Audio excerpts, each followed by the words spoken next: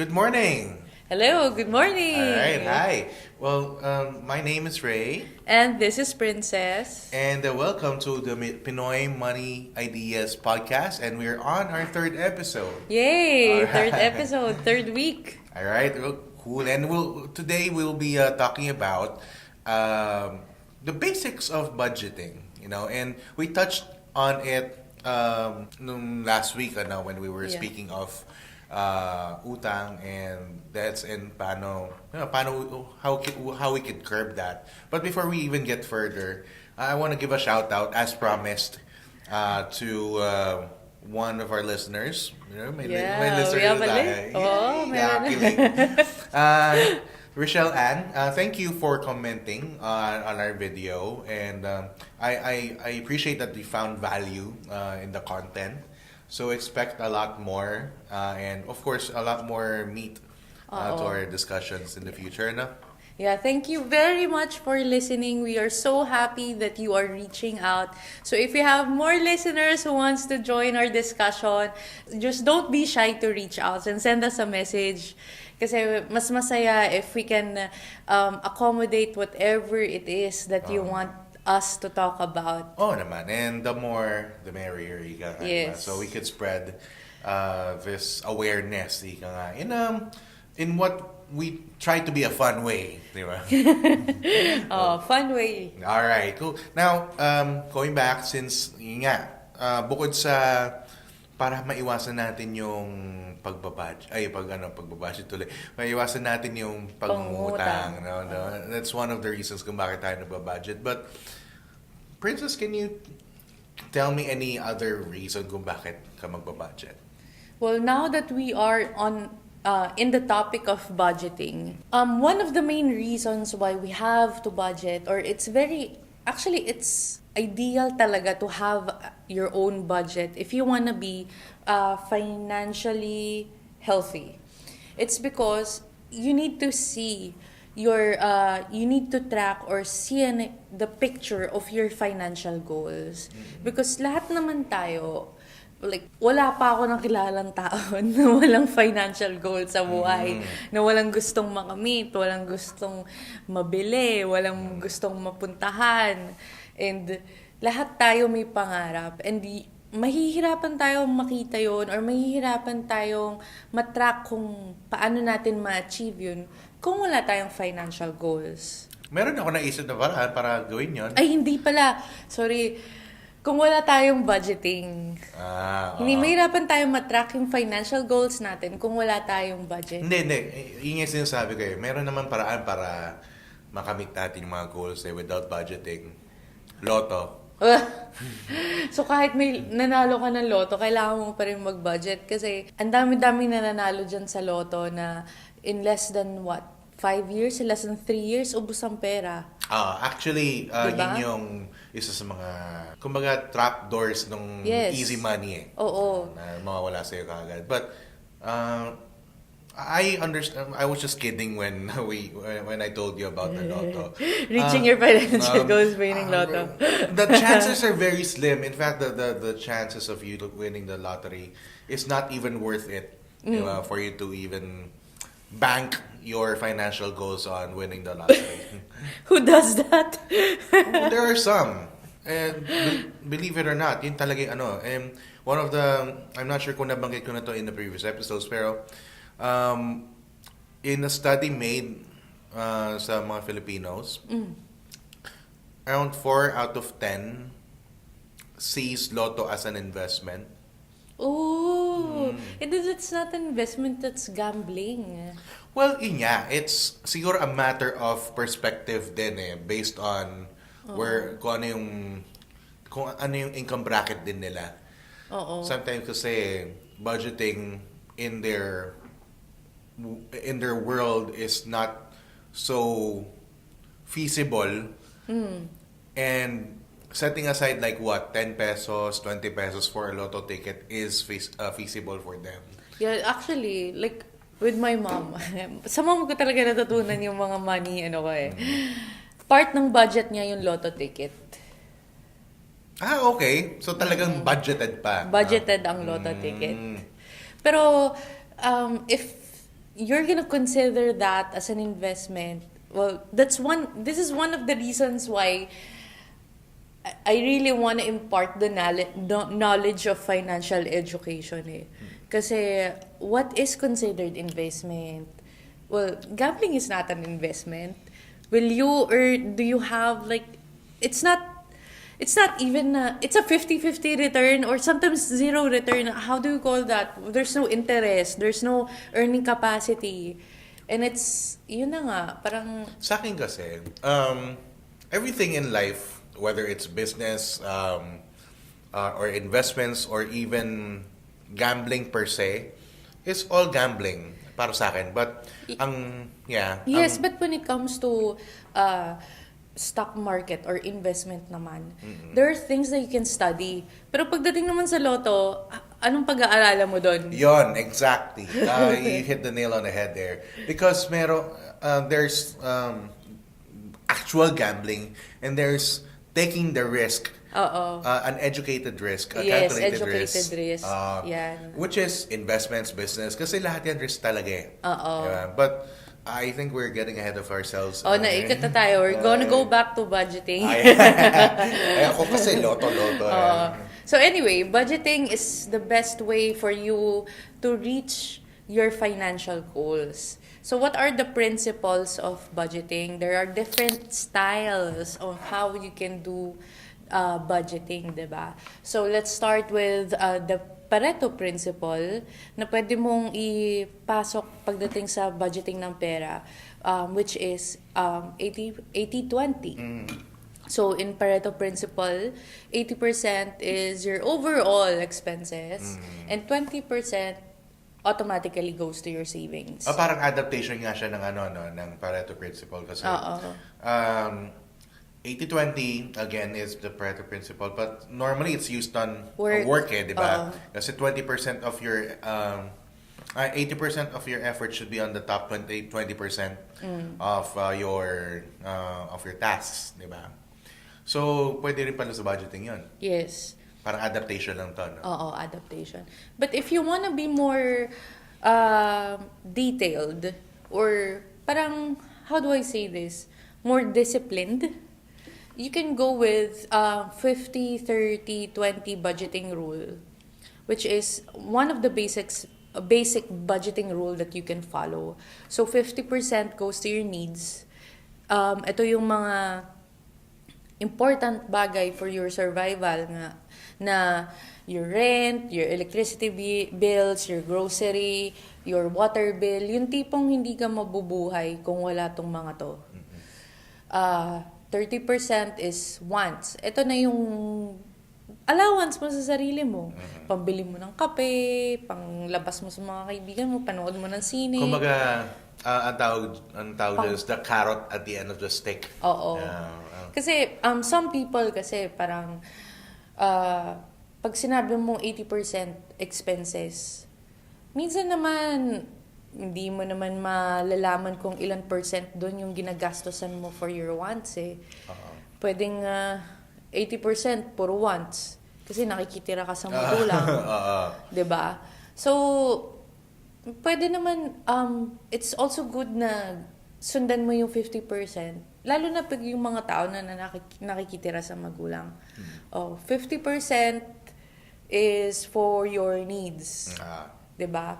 Or, tapos yung 30% na wants mo, ito yung, yun nga, yung pang happy-happy mo. Yun nga, I wanna talk about that kasi there are two types of people. You know, yung doon sa 50-30 na yun, out of the 80. No, there are people who would make the 80% all wants. Oo, puro wants. There would be people who would make all the 80% all needs. And it's just as bad for me kasi wala na tayong enjoyment do sa kinikita natin. Hindi na natin nararamdaman na we're doing this for a reason for us to go on talaga with life. It's the difference between existing and living para sa akin. So there's definitely a need for wants then in the budget.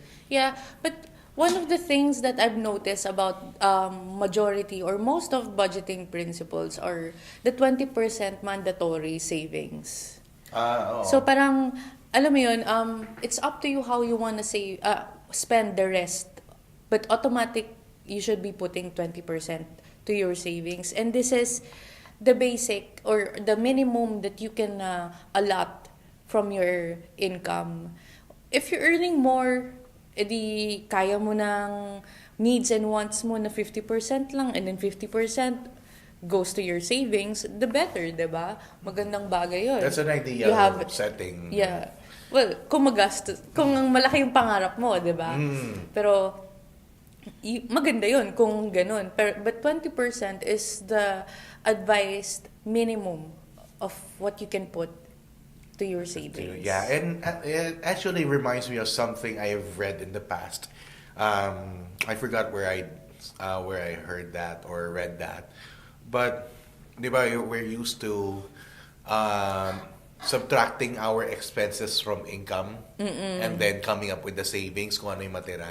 Kung ano matira savings. Yung narinig ko is baliktad. So sabi mo nga 20% yung savings and it should be at least 20%. Yeah. So in essence, in the equation of things, it's a constant. Yes. Right. So income minus the savings is equals expenses. Yun naman narinig ko. How effective would that be for you? Well, that's the most ideal way for you to do budgeting.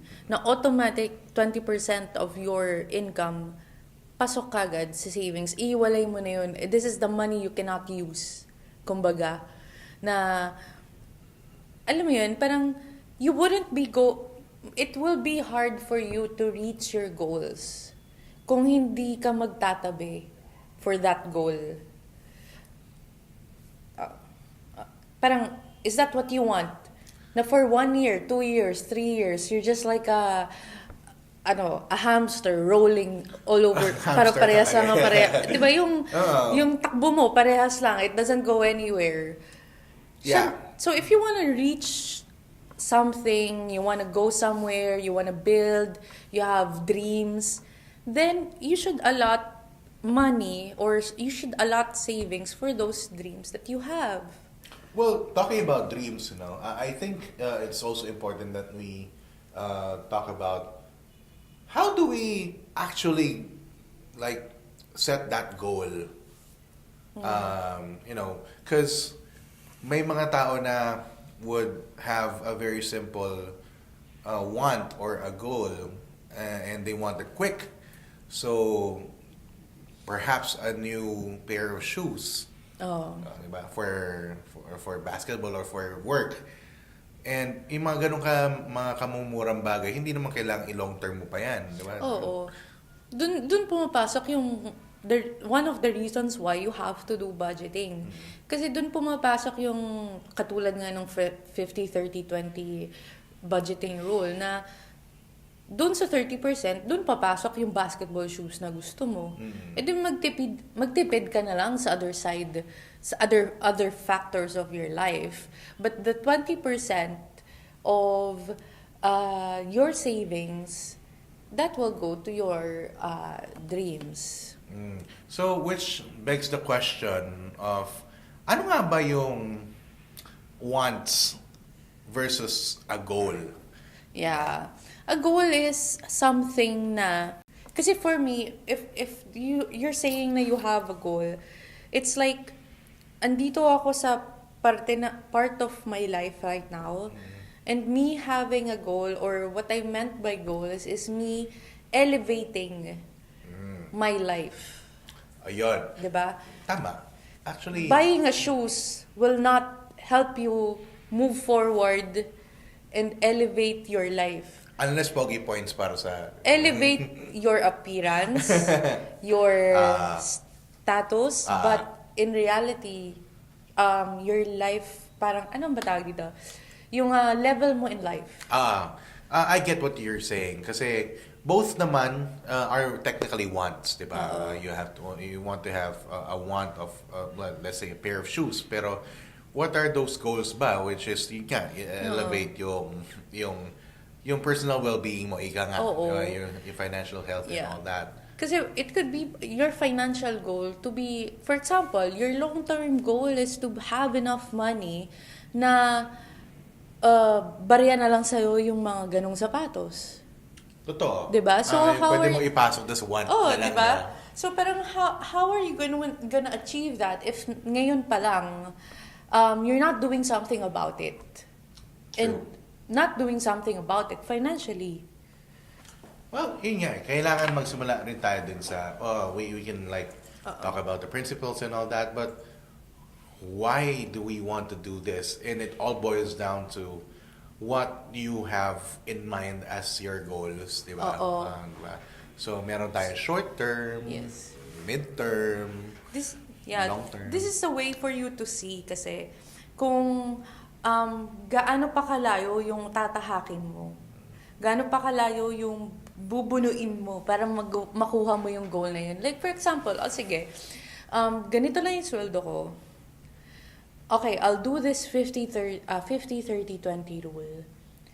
Pero yung savings ko, which is 20% of my income, is very small. Na parang, it will take me 3 lifetimes to reach my dream, to reach my financial goals in life. Now you know. At least you know that it will take that long. Then you can Saklap naman nun 3 lifetimes. Hindi naman, but it's parang it's planning kumbaga eh. So, now you know na parang okay, ganito lang yung savings ko. I cannot, for example, you want to build a business. I cannot reach that goal after so and so and so years. Matanda na ako or alam mo yun, kailangan 100 years bago ako maging businessman. Well, now you know na ganun siya katagal. So now, is your time to create a strategy, steps to take on how to increase your savings. Well, true. To achieve that goal the goal that you want. So does that mean learning more stuff? Acquiring more skills for you to increase your position, be promoted, aim a higher job, move to a different country, 'di ba? Or move to a different job na At lang, least you diba? can see that hindi yung stuck ka na per month, year per year, you're still in the same position as you were 2 or 3 years ago. Totoo. And, there's a lot of other options out there to increase your capacity to earn, diba? I mean, right now, in a situation where you have a family to fend for, sometimes you take away the fact that you also have to live. You're trying to live for the now. And hindi mo rin siya, not all, no? Pero some would say, yung future kasi is too far away. Kumbaga, what I'm doing right now is living for the now, and I could live for the now tomorrow. Yes. I could live for the now the day after that. Yeah, but the future will still come. Yeah, and yun yung nasa isip nila. I mean, I could do this every day. But at some point in time, you have to stop. And when you stop, the expenses won't. Yes. Diba? So, now going back to the importance of saving is that the saving part is, number one, to achieve your goals. And one of those goals really is to live comfortably when the time comes that you cannot work anymore. Exactly. So, part of the savings is your emergency fund din kasi. Diba, meron rule na at least 3 months of your earnings or your income is your emergency fund. And that's big. Some of us will take a year for us to keep something like that, diba? But if you don't start now, then when is that going to happen? But emergency fund is used for, emergency, because you wouldn't know when an emergency will happen. And you don't want na mamoblema ka kung saan mo kukunin yung pera, and mamoblema ka kung paano ka mabubuhay when that emergency strikes. Buti nga ikaw, 3 months lang eh. Ang nasa isip ko, 6 months kasi I'm a prepper type of person eh. No, actually, 6 months is parang, what do you say this? A plus na yun. Ano yun? Ideal. But 3 months is the minimum. Ako kasi medyo may pagka-paranoid ako eh. Parang kailangan lagi ako handa. Oo. 3 months is the minimum. But 6 months is ideal. Kumbaga, pag may zombie outbreak, kailangan meron akong ganito. Ganun zombie outbreak, you wouldn't need that. That's, mawawala na yung pera pag zombie outbreak. Hindi. At least may supplies ako. But if, other emergency strikes, like, alam mo na, if you wanna go na parang kasing laki ng zombie, sige, ipasok na natin ang natural disaster. Yan. Diba? You wouldn't know when a big natural disaster will strike that you will need enough funds to recover from that losses. True. Diyos ko, I experienced Ondoy. Yes, I did. Saan ba kayo nakatira nun? Ako sa Kainta ako nung time na yun. Hindi ba mataas ang Kainta? Hindi ba? Ay, hindi. Hindi ba? Sorry, forgive my ignorance in geography. So, mababa ang Kainta? Mababa ang Kainta. Talaga ba? Okay. So, when we had that disaster, 1 week, hindi ako makapasok. And actually, more than 1 week. Kasi 3 days nakaangat yung tubig. Tapos, syempre, we needed time to clean up. To clean up and make our lives comfortable again in the house. So, it's more than 1 week. It's like 1 week and a half. And then you have to go back to work right away because that's 1 week and a half of your income na mawawala. Diba? Oo. It's huge. Oo, Definitely. that's huge. So, having an emergency fund really is it's not a luxury. In fact, it's a necessity. A necessity talaga. But that it begs the question naman of the challenge of having one. Kasi not all of us would have been blessed right now with jobs that pay them enough to be able to save. Let's look at different income brackets. No, there are unfortunately some who live off an income of a household income of 10,000 pesos monthly. Yes. Following the 20% rule, that would mean they have to set aside 2,000 pesos. Yeah. Now, do you think this is something that someone who is earning 10,000 pesos monthly, well, not someone, but the household itself earning 10,000 monthly, be able to sustain? Depende sa lifestyle nila or depende sa needs nila. Siyempre, are they living with the parents? Or how big is the family then? Kung mag-isa ka lang, tapos nakitira ka pa sa parents mo, di ba, 2,000 per month savings is enough. So, depende sa needs mo talaga. Kasi syempre, katulad dito sa Pilipinas, napaka baba ng sweldo natin, di ba? I mean, compared mo sa cost of living sa ibang bansa or how do I say this, yung earning capacity sa ibang bansa, mas mahirap dito sa bansa natin. So, yung 20% savings na yan, that's ideal for you to have. But, since you have started the act of budgeting, the computation of your budget per month, then you will see kung how much more will you need per month to have savings to cover up from the negatives that you have. So, dun pumapasok yung unahin mo, ano ba yung financial goals mo? Okay. Kaya ka nagbo-budget so that you can reach your financial goals. So, if 10,000 is kulang na kulang, negative na negative, by you doing the budgeting or computing the budget per month, you will see how much will it take for you to have savings. So, it's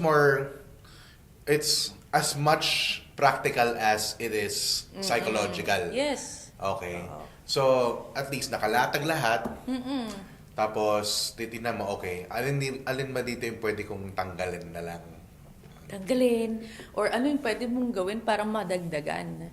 Do you have to sell stuff online? Do you have to sell stuff online? Do you have to start doing side business or side work? 'Di ba?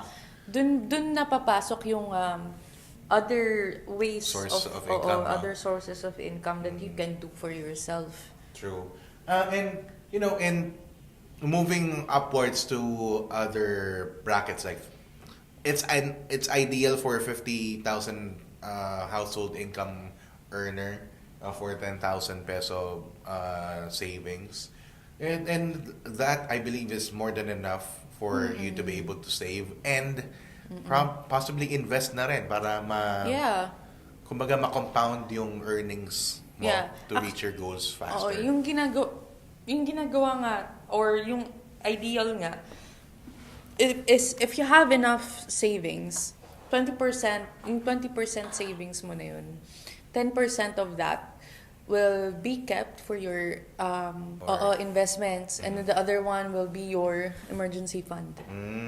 So, looking at that new percentage, no, sabi mo, 20% 10% out of that 20%. So again, 50 total income mo, 50, 30, 20, 50 going to your expenses, 30 to your wants, and 20 to savings. Out of those 20% of savings, you're saying that 10% should be set aside for investments, and the rest is for emergency fund. Okay. So looking at the scenario of a 50,000 peso earner monthly, so we're saying that 20% is savings, which is 10,050. Now, 10% naman ng 10,000 is set aside for investments, which is 1,000.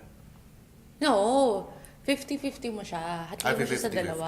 Okay. So 5,000 goes to the investment, and then another 5,000 is your emergency fund. Okay. So I get it. So between the 20% nung savings, hatiin mo sa dalawa, kaya naging 10 and 10. Yes. Okay, got it. I got it. So, so bakit ginagawa yun? Kasi you cannot put all your eggs in one basket. So you cannot put like 20% diretso expense, emergency fund lang. And especially, you cannot put 20% of that income to purely investment. Kasi, you don't want to lose all that savings that you had or you have. Tama. In fact, nabanggit mo to kanina, no? Depende rin talaga sa needs, depende sa situation. In our case kasi, I set aside money for, kumbaga yung joint namin, misis. Tapos we set aside funds for the kids.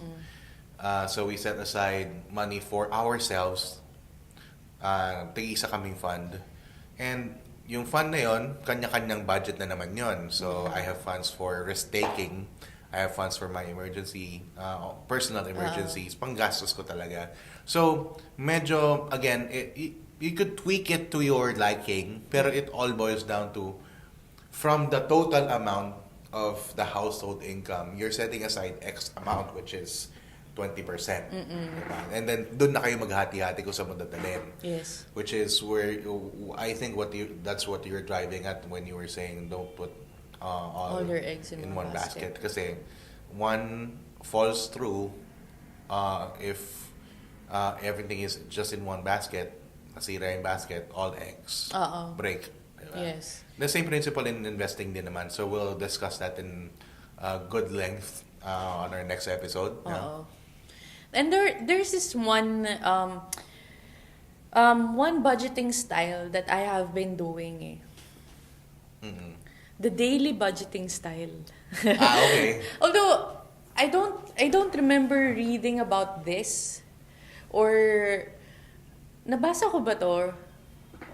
I don't remember how I got this idea, pero ganito kasi ginagawa ko sa buhay ko.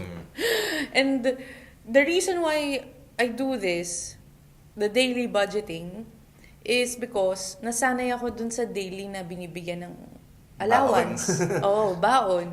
Bata pa lang ako, ganun yung style ng allowance ko Magkano sa baon? nanay ko. 50 pesos? Ay, talaga ba?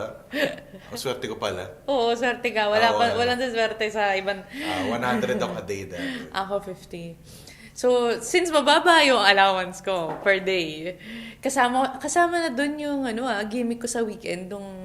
Talaga? Oo. Paano ko naman pagkasya 50 a day? Exactly.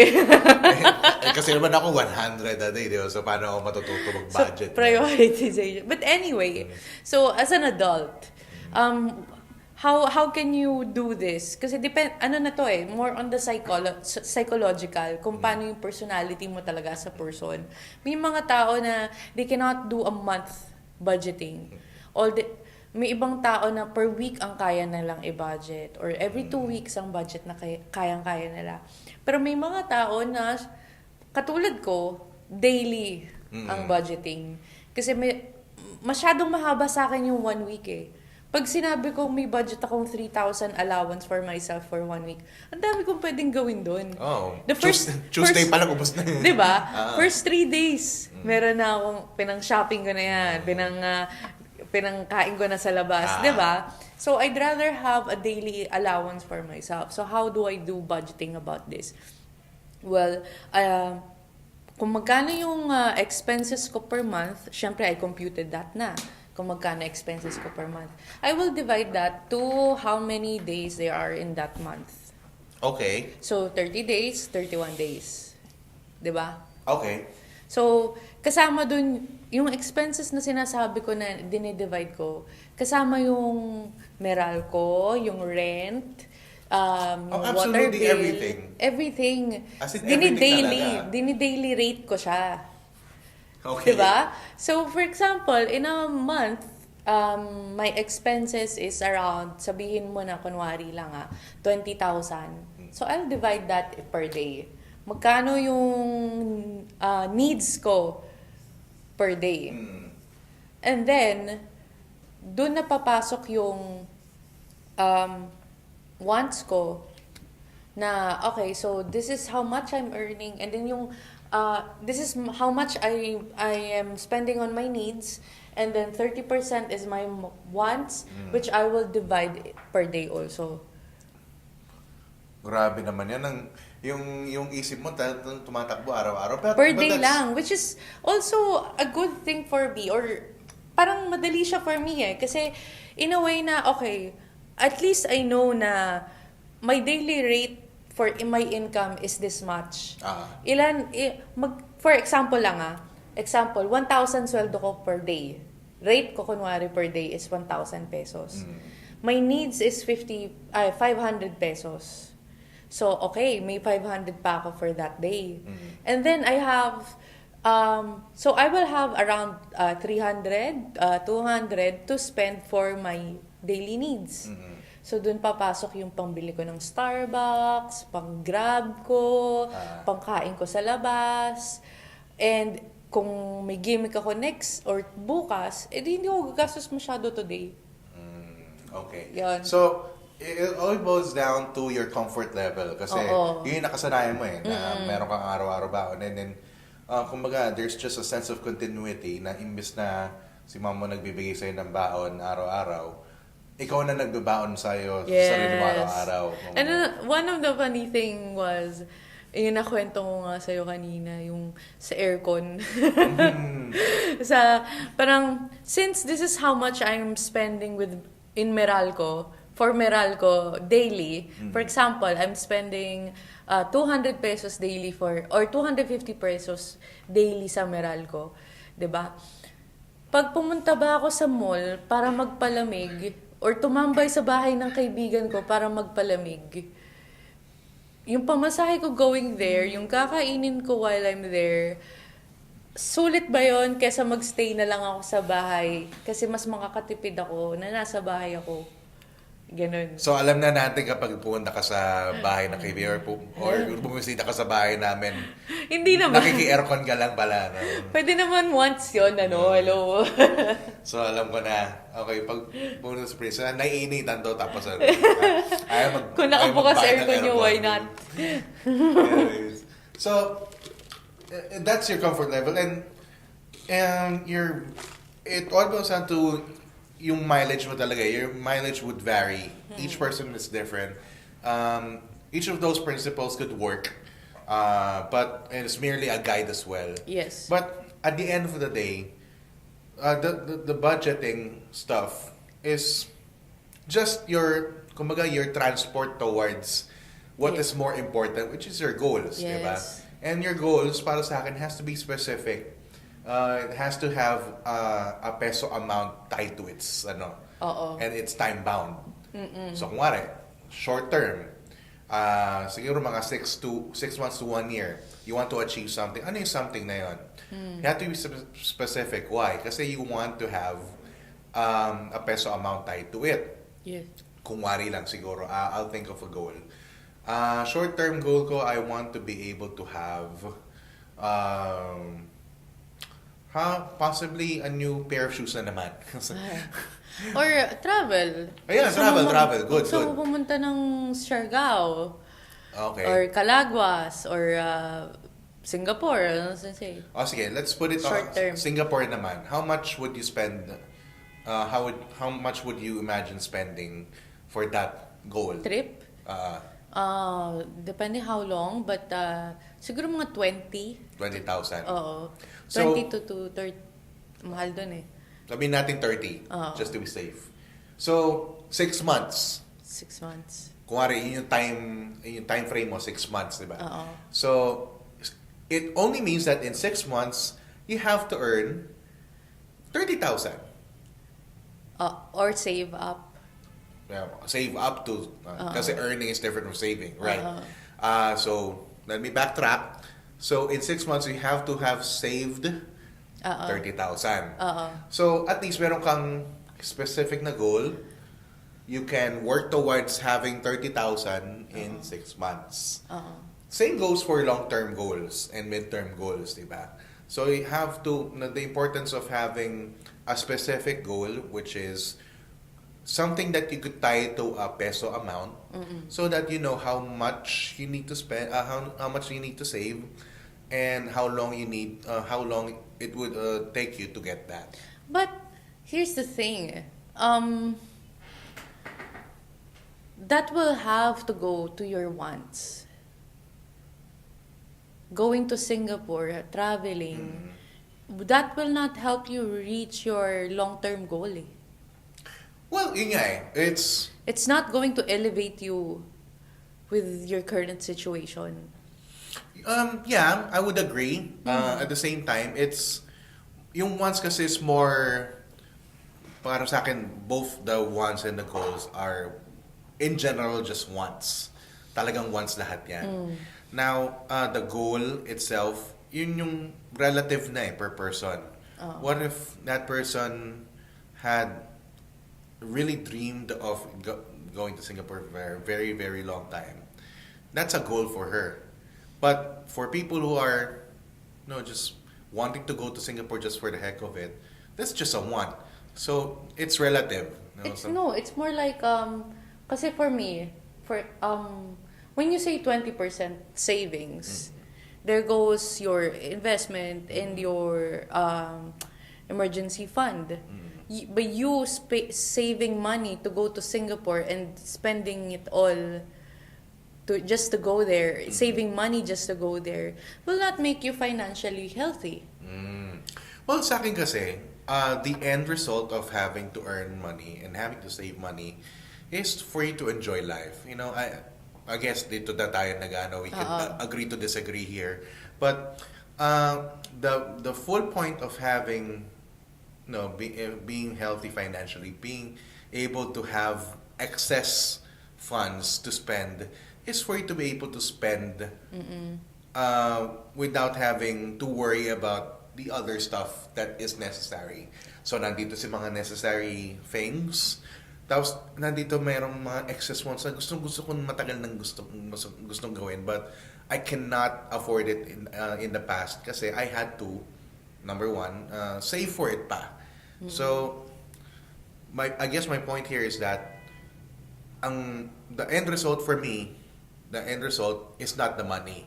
The end result is for the end result for me is the experience and sabihin natin the material things that you wanted in life talaga.